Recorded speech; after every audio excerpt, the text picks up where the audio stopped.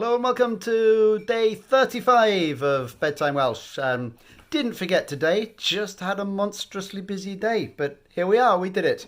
And we've got a new word for you, and hopefully this word is going to be really super useful. You can use it with lots of different things. Make up your own sentences with this one.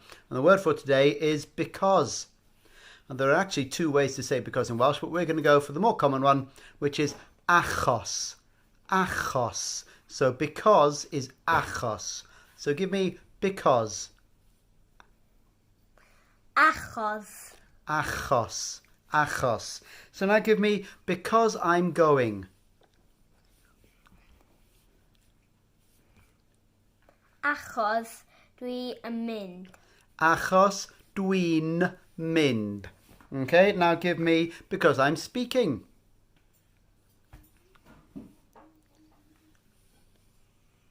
Achos dwi'n siarad. Achos dwi'n siarad. And now because I'm starting. Achos dwi'n dechrau. Achos dwi'n dechrau. And now because I'm working.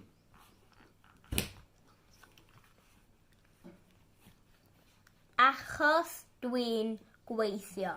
Achos dwi'n gweithio. Oh, could you hear the bells? That was a cat ringing the bells in the background. And now the last one for today, because I'm feeling happy.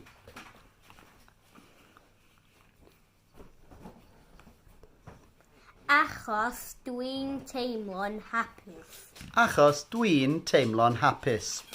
Well done. Hope those were useful. Try and use them in lots of different situations. And we'll see you tomorrow. Hwyl am y tro. Ta! Ta-da!